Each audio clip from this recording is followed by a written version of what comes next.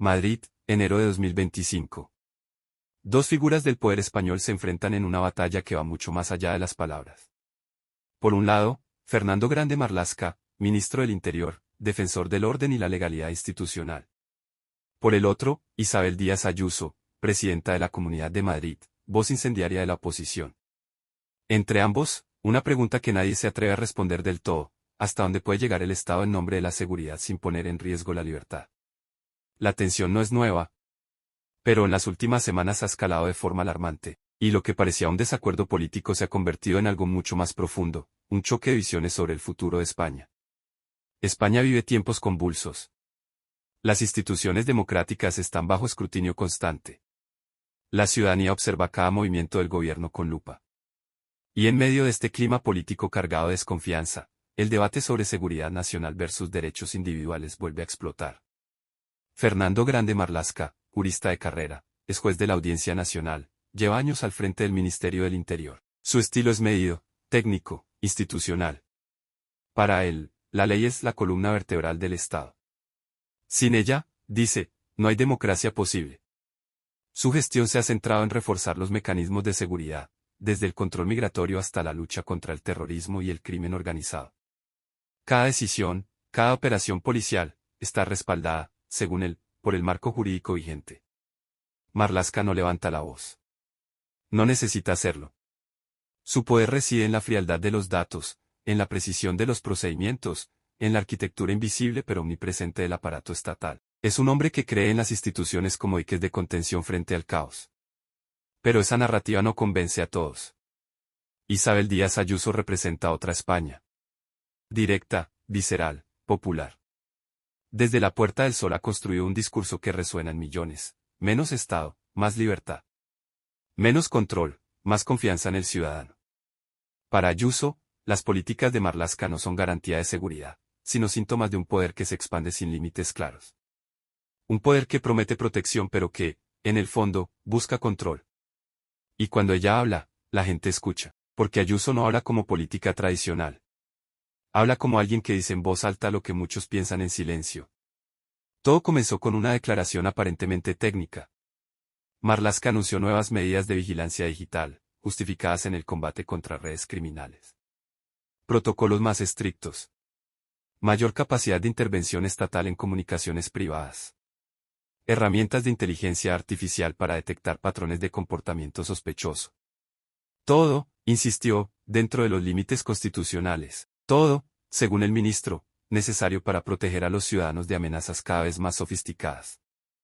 La presentación fue sobria. Gráficos, estadísticas, referencias legales.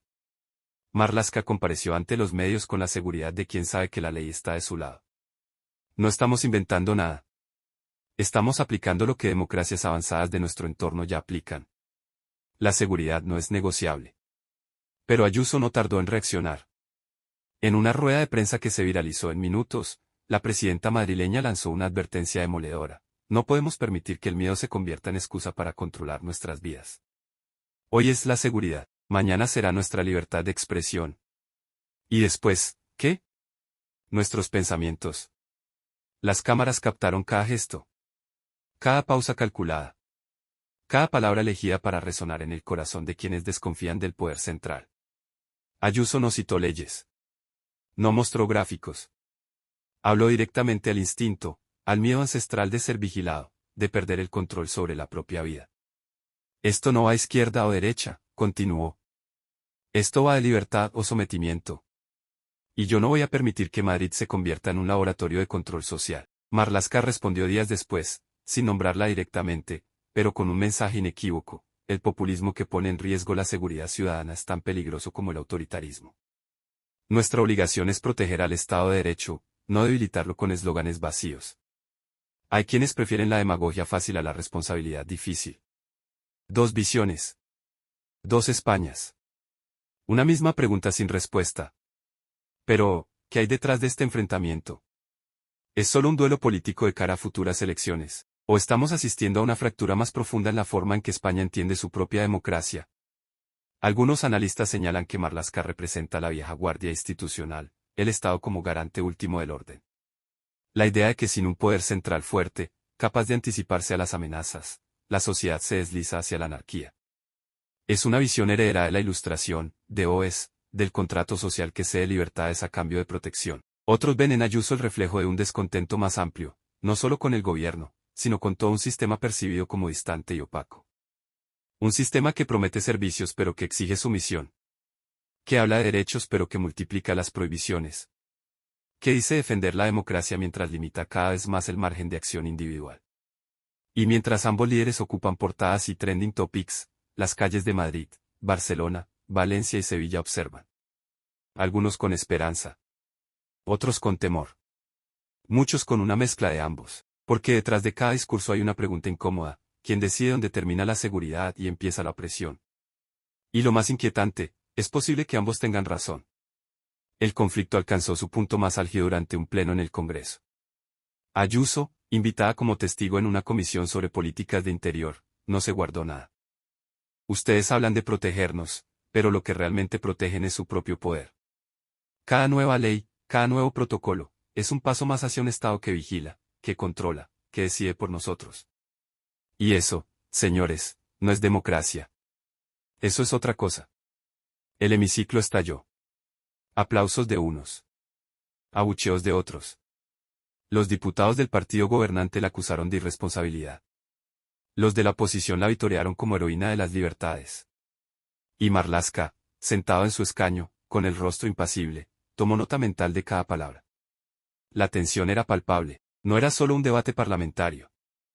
Era un duelo existencial sobre qué tipo de país queremos ser. Días después, en una entrevista televisiva, el ministro respondió con su habitual frialdad institucional: la señora Ayuso confunde libertad con ausencia de normas.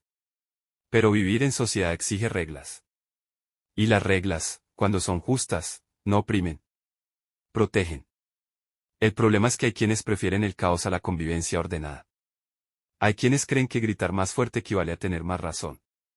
La batalla dialéctica estaba servida, y los medios, encantados de amplificarla, dedicaron horas de tertulia a diseccionar cada frase, cada gesto, cada silencio.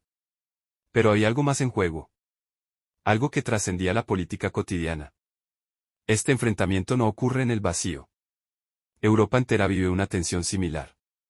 Desde las políticas migratorias hasta la regulación digital, los gobiernos caminan sobre una línea cada vez más fina entre seguridad y libertades civiles. En Francia, las leyes antiterroristas han sido criticadas por organizaciones de derechos humanos. En Alemania, los debates sobre vigilancia masiva dividen a la sociedad. En Italia, el equilibrio entre orden público y protesta social genera conflictos constantes.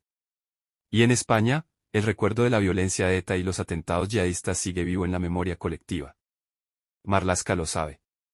Ayuso también. Pero mientras el ministro apela al pragmatismo y la responsabilidad del Estado, la presidenta madrileña juega otra carta: la emoción. El miedo a perder lo que nos hace libres.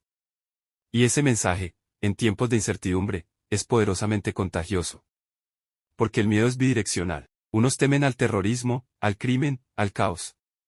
Otros temen al Estado omnipresente, a la pérdida de privacidad, a la deriva autoritaria. Y ambos miedos son legítimos. Ambos merecen ser escuchados. El problema es que, en política, escuchar al otro se ha convertido en síntoma de debilidad. Las redes sociales se convirtieron en campo de batalla. Hashtags como libertad versus control, España en juego y derecho a decidir nuestro futuro ocuparon las tendencias durante semanas. Influencers, periodistas, ciudadanos anónimos, todos opinaban. Todos tomaban partido. Algunos defendían a Marlaska como el garante necesario frente al desorden. Sin seguridad no hay libertad, repetían. Sin Estado fuerte, prevalece la ley del más fuerte. Citaban ejemplos de países donde la debilidad institucional había conducido al colapso social. Otros veían en Ayuso la última barrera ante un Estado asfixiante. Primero vigilan las comunicaciones. Luego controlan el movimiento. Al final, criminalizan el pensamiento. Recordaban distopías literarias, advertían sobre pendientes resbaladizas, exigían límites claros al poder.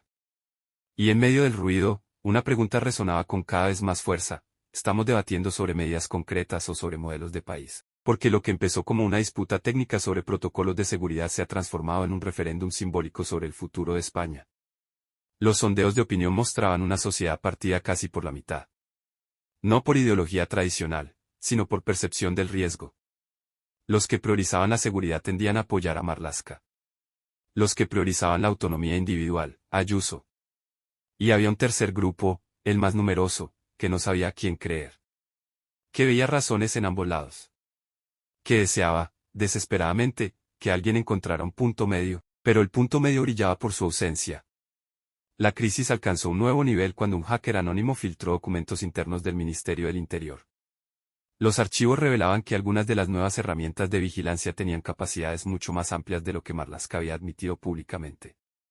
No solo podían interceptar comunicaciones de sospechosos, podían crear perfiles psicológicos predictivos de millones de ciudadanos. La noticia explotó como una bomba. Ayuso convocó una rueda de prensa de emergencia. Esto es exactamente lo que advertimos. No se trata de protegernos. Se trata de controlarnos. Y lo peor es que lo hacen en secreto, sin supervisión real, sin límites claros. Esto es democracia. Marlaska contraatacó con dureza. Calificó la filtración de operación de desestabilización y advirtió que revelar capacidades de inteligencia pone en riesgo la seguridad nacional. Lo que la señora Ayuso celebra como transparencia, los criminales lo celebran como manual de evasión. Cada detalle que se hace público es una ventaja para quienes quieren hacernos daño. Pero el daño estaba hecho, la confianza, ese bien escaso y frágil, se había erosionado un poco más. Las manifestaciones comenzaron. En Madrid, miles salieron a la calle bajo el lema, no en nuestro nombre. En Barcelona, grupos afines al gobierno organizaron concentraciones en defensa de las instituciones. España, una vez más, mostraba su rostro dividido. Lejos de los focos, en bares, en hogares, en conversaciones de sobremesa, la gente debatía. No con la retórica elaborada de los políticos, sino con la confusión honesta de quien no tiene todas las respuestas. Yo quiero estar seguro, decía un padre de familia en un café de Vallecas. Pero tampoco quiero vivir vigilado. Es tan difícil encontrar el equilibrio. El problema, respondía su interlocutor, es que el equilibrio depende de en quién confíes. ¿Confías en que el Estado no abusará del poder? ¿O confías en que sin ese poder estaremos indefensos? Y ahí estaba la clave. El conflicto Marlaska-Ayuso no es, en el fondo, sobre medidas técnicas.